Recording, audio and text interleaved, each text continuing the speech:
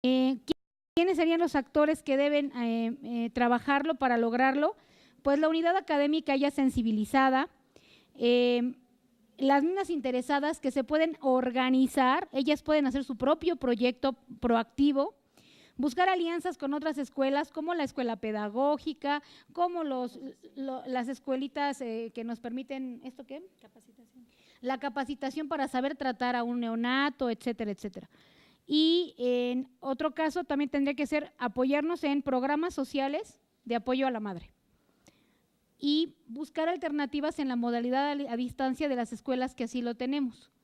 Poderles decir, bueno, a lo mejor quieres seguir estudiando y mientras te organizas, puedes llevar tus materias en línea desde tu casa y después volverte a incorporar al campus si es que originalmente eras presencial y si no, pues seguirte en la modalidad.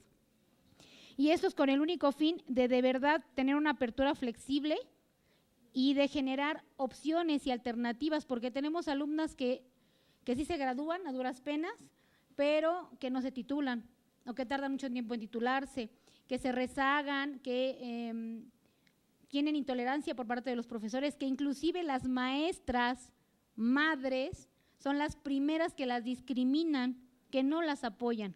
Y la verdad no es que se justifiquen, es que necesitan el apoyo. Y la base de las familias pues son las mamás. Y si no las apoyamos, entonces no entendemos como quién. Y de todo esto que platicamos, la maestra tiene una experiencia que vivió precisamente en el clúster de Veracruz, muy, muy acercado a esta propuesta que estamos haciendo y que les queremos compartir. Gracias. Sí, buenas tardes. Yo vengo del clúster politécnico Veracruz Papantla. El clúster politécnico es una unidad nueva de creación y aquí no sucedió este problema. Yo trabajaba anteriormente en otra universidad particular, estuve trabajando aproximadamente casi 20 años y veía esta necesidad de las alumnas. Yo era una de las maestras sensibilizadas porque yo también soy mamá y también tuve ese problema, pero en mis derechos laborales, porque cuando yo tuve mis hijos, la institución privada no me dio seguro social. Entonces yo tenía que tener a mis hijos de forma particular. Y esa fue una de las partes. Y eso me sensibilizó tanto que yo veía a mis alumnas que llegaban con sus bebés, con el portabebé y sus niños chiquititos y me decían, maestra, ¿me da permiso de traerlo? Pues tráelo. Y cuando lloraba sí había la molestia con sus compañeros, porque decían, maestra, es que está llorando. Bueno, tranquilos, no pasa nada, llora un momento, le va a dar de comer y regresa a la clase. Situaciones así que viví y esa necesidad me hizo llevar a la institución, proponerle el aula infantil, porque la formación que yo estaba dando era precisamente pedagógica, licenciatura en pedagogía. Entonces yo les decía a mis alumnas, fíjense, yo tengo un proyecto y me gustaría echarlo a andar. ¿Qué les parece? Las alumnas estaban fascinadas, felices, dijeron, claro, maestra, proponemos. La propuesta fue entonces que como ellas se iban a otras instituciones a hacer su servicio social y prácticas y residencias, le decía, ¿por qué no las hacen aquí mismo? La misma institución. Se lo propuse al rector, el rector le pareció buena la idea, buena, digamos, con sus reservaciones. Le decía, no va usted a generar ningún gasto porque las alumnas van a hacer su servicio social, lo único que tienen que hacer es pues hacerle su documento donde le liberan su servicio. El espacio físico, pues un aula, la adaptamos y las cunas y las mismas alumnas dijeron, nosotros lo traemos. Se fue adecuando el aula de tal forma que se creó el aula infantil. Desafortunadamente, digo desafortunadamente porque nada más prosperó un año, no nos dieron más, porque esa fue la cuestión política. Estamos fomentando los embarazos en las alumnas. Entonces, cosa que las mismas maestras, compañeras mías decían, está perfecto porque hasta podíamos traer a nuestros hijos ahí, ¿no? Que los cuidaran. Ya no teníamos ese servicio, pues podíamos añadirlo ahí. Entonces, a la vuelta de un año nos dijeron, pues, ¿qué cree, maestra? No prospera, porque estamos fomentando embarazos en las alumnas y ya nos estamos llenando de niños. Y en vez de ser universidad, ya vamos a hacer guardería infantil. Entonces dije, por eso, bueno, entre comillas, para la cuestión política de gobierno. Y pues desafortunadamente, y se los digo tristemente, al siguiente año, pues ya no continué en la universidad, precisamente por cuestiones políticas. Ya me dijeron, goodbye. Y ahí se quedó el proyecto, tristemente es decirlo. Muchas gracias. Desde hace 2 años está destinado para aquellas universidades con esta inquietud y que entonces las mismas estudiantes aportan ciertos recursos y se encargan de los niños. Y sí existe ese apoyo económico de tal manera que por lo menos 6 universidades, hasta donde yo sé, cuentan ya con un espacio para hijos de las estudiantes. Hay dinero público, ¿he entendido bien, no? Para eso. Entonces, dinero suyo, porque ustedes son los ciudadanos que pagan sus impuestos para este dinero, pero no se sabe. Entonces, como no se sabe, no se aplica, no se hace, etcétera. ¿Se dan cuenta, no? Entonces, el tema de los derechos es también y ante todo un tema de acceso a la información correcta, ¿no? Oigan, ¿quiénes en la sociedad son especialistas en crear conocimientos, transmitir y aplicar conocimientos? Pues es la definición de la universidad. Entonces, ni nosotros hacemos lo que hacemos, ¿no?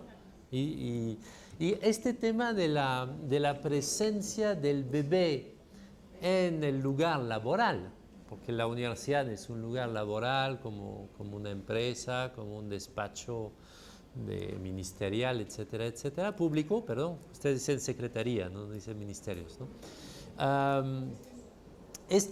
Hay muchas investigaciones, sobre todo que vienen en los países de Europa del Norte, ¿no?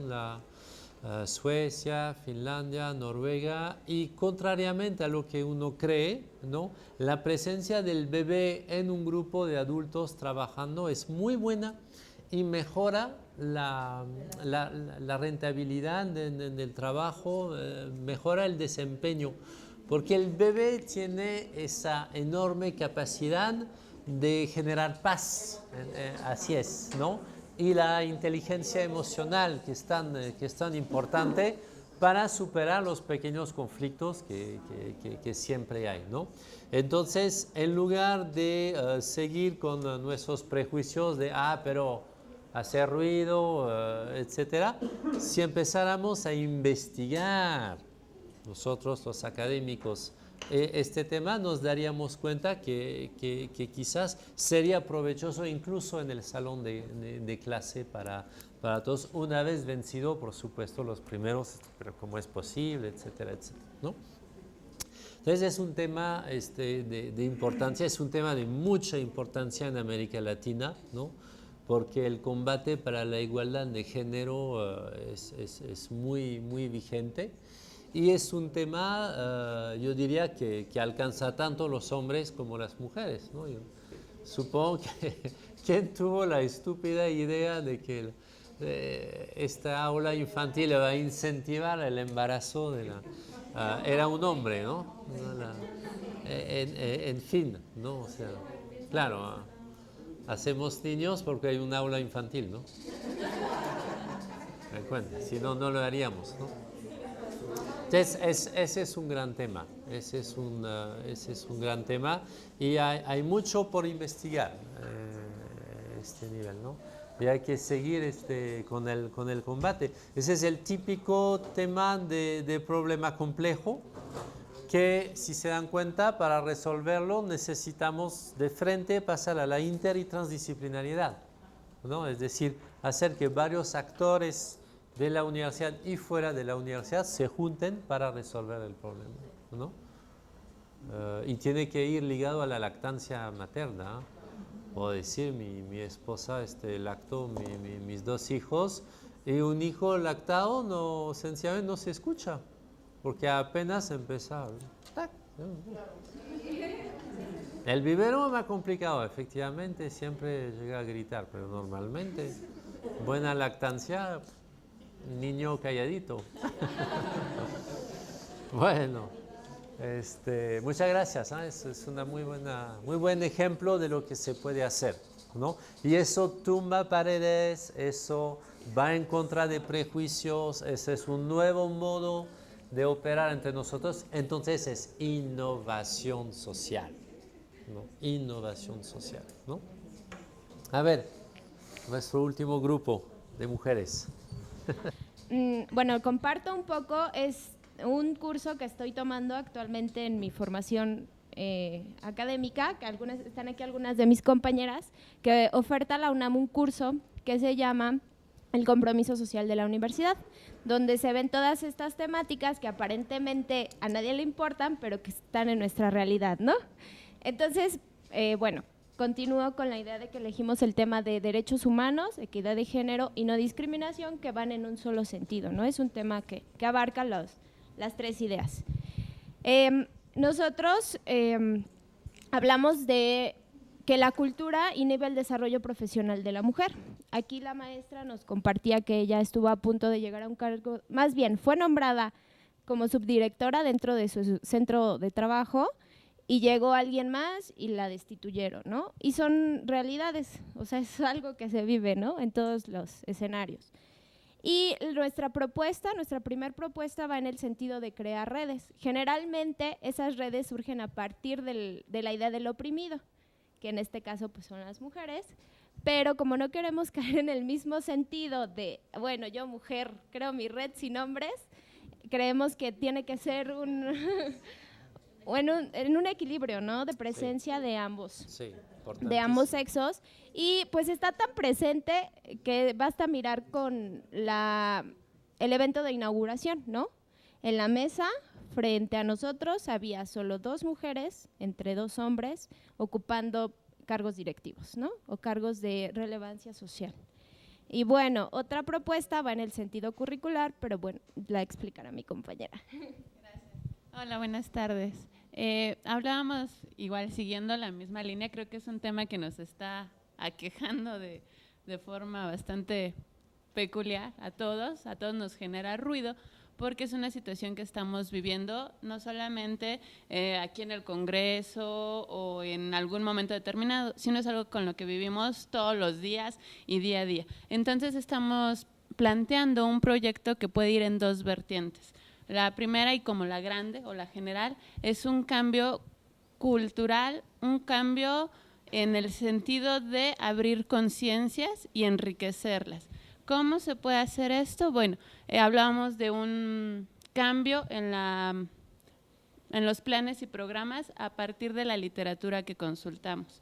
Por ejemplo, yo les preguntaría ahora, y creo que la mayoría pensaríamos en lo mismo, ¿cuáles son los libros? Independientemente de la literatura que consultemos, sea científica, no sé, de narrativa, de poesía, y les preguntaría, ¿cuáles son los libros? O que me dijeran sus 10 libros favoritos, los primeros. Y en particular pensaríamos en el canon masculino. Estaríamos pensando en estos libros que escribieron o los grandes clásicos, ¿no? Y en general pensaríamos en hombres, difícilmente pensaríamos o vendrían a nuestra mente libros escritos por mujeres, no porque sea menos importante o etcétera. Creo que hace falta una voz femenina. Si bien en las primarias y en la educación básica, en general, desde el kinder, como maestros tenemos a mujeres, sí hace falta ese referente, ¿no? Está el currículum oculto en que la razón la tiene el hombre, ¿no? Vamos a transmitir conocimientos de hombre. Y no estoy diciendo vamos a excluir a los hombres del canon, no, para nada, sino enriquecerlo con lo que también han hecho las mujeres, ¿no? La participación histórica, la participación literaria, la participación científica, que sean mayormente señaladas, tomadas en cuenta, subrayadas, ¿no? Generalmente, bueno, yo soy maestra de literatura, entonces me di cuenta años después, ¿no? Que uno empieza siempre con los grandes clásicos, ¿no? Y de repente al último del curso te das cuenta de decir, ay, pero no vi ninguna mujer, ¿no? Y ves la bibliografía y no viste ninguna mujer. Entonces, si nosotros empezamos a cambiar esta conciencia desde niños, desde que son pequeños, porque si entramos con este rollo, abrimos también una conciencia y una brecha, y en esa brecha podemos cambiar la conciencia, podemos cambiar la forma de pensar de nuestros directivos cuando en algún momento lleguen a ocupar esos puestos, de nuestros maestros. Es un cambio de conciencia a través de los planes y programas. Si los planes y programas no son cambiados en algún momento determinado y nunca nos hacen caso, nosotros sí como docentes en nuestra aula lo podemos hacer y podemos empezar a generar y enriquecer nuestra propia práctica docente con bibliografía de una manera mejor distribuida y más equilibrada, ¿no? Esa sería como nuestra propuesta para equilibrar esto de género. Bueno, ya para cerrar con nuestra participación, les doy el dato completo del curso de la UNAM porque está en línea. El link es www.ses.unam.mx y el nombre del seminario es El Compromiso Social de la Universidad. Se van grabando las sesiones, se transmiten en vivo los viernes de 5 a 8, pero están grabadas las sesiones anteriores, o sea que lo pueden checar. ¿Quién dicta? ¿Cómo El es? Instituto de Investigaciones Económicas y tiene varios coordinadores. Se ha tocado la temática de derechos humanos, de desarrollo sustentable, equidad de género que acaba de pasar, ciencia y tecnología. Entonces van por módulo, dedicado a una temática en especial, de investigaciones económicas. Gracias. Nuestra directora general pues es mujer, ¿no? Entonces, claro, quizás, yo estoy hablando del presente, si nos vamos al pasado quizás haya habido esta discriminación, sin embargo yo no la percibo en este momento. Yo también acabo de dejar un cargo de funcionario y muchas de mis compañeras en diferentes ámbitos, más bien compañeros, eran mujeres, ¿no? O sea, ¿cómo decirlo? Mis compañeras eran mujeres o mis compañeros eran mujeres, ¿sí? O sea, había varias bueno, del grupo de funcionarios que eran damas, ¿no? Entonces, difiero en ese sentido, nada más quisiera manifestar esa situación porque estamos en un foro donde pudiera quedar esa duda, ¿no? Entonces, no, sencillamente no la comparto y quise manifestar esta situación, ¿sí? Gracias. Están hablando de paridad, no equidad. Paridad de género en los puestos directivos, ¿no? En varias universidades, ese es el tema.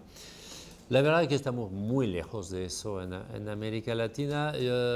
Tuve la posibilidad de asistir a encuentros de rectores, ¿no? Latinoamericanos, y la verdad el 95% eran varones mayores de 60 años. Sí hay mujeres rectoras y en este sentido piensen bien que el continente latinoamericano está muy avanzado frente al continente asiático, frente al continente africano, ¿no? En términos de equidad de género, no es por nada si nos llamamos latinos, ¿no? Esta origen latina y ese fuerte combate de los siglos XVIII, XIX y XX en Europa occidental ha calado también, y efectivamente acá hay hombres y mujeres y nadie obliga a las mujeres a llevarse un velo, o sí puede ser, pero… ¿Se dan cuenta? O sea, si lo miramos en el largo tiempo histórico, efectivamente hay muchísimas cosas ganadas. Lo que no significa que todo esté bien, lo que no significa que haya a hacer esfuerzos, pero estoy de acuerdo contigo, no es un tema que debe ser el árbol que esconde los demás temas que son tantos, sino más importantes también, ¿no? Pero en fin, sí, yo creo que sí es un tema y esa discriminación de género esconde otras discriminaciones que son todavía más graves, ¿no? La discriminación racial. En los países latinoamericanos la discriminación racial es total. Tuve el gusto de escuchar al expresidente Lula en Buenos Aires, ¿no? Él hizo todo un esfuerzo para crear nuevas universidades, 17 macrouniversidades creo en sus dos gobiernos, o en 10 años, para que los negros, que son la mayoría en Brasil, ¿no? puedan volver a ser gerentes, médicos, economistas, etcétera, porque vayan a ver el color de piel de los médicos brasileños, no van a ver médicos negros por el momento. Y eso es gravísimo, es insoportable. Detrás de eso, en nuestros países de mega diversidad étnica, hay los temas que hemos hablado, ¿no? De ese problema lingüístico, etc. Es decir, todos esos problemas se entremezclan y qué mejor que la universidad para por lo menos hablar de eso entre nosotros, discrepar entre nosotros, mirar e investigar con cifras, con datos reales qué cosa hay y qué cosa no hay, ¿no? Yo creo que hemos avanzado muchísimo en este tema y en los últimos años más todavía. El continente latinoamericano tiene mujeres presidentes, ¿no? A Bachelet, a Dilma, ahorita en Brasil, Cristina en Argentina, etcétera. Es decir, ese es algo nuevo. Eso es algo absolutamente nuevo que no se daba antes. Hemos pasado en muy poco tiempo de los dictadores militares a las mujeres presidentas, ¿no? Bueno, y eso lo debemos reconocer. Pero queda mucho por hacer, ¿no? ¿Tú querías entender? Sí, ¿no?